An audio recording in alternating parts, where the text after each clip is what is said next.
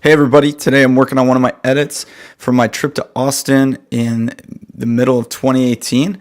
Finally getting to it now. This was shot on a DJI drone, and I wanted to show you guys some of my workflow on my iPad and how you can actually get some real photo editing done. So let me know if you have any questions down in the comments and enjoy the video.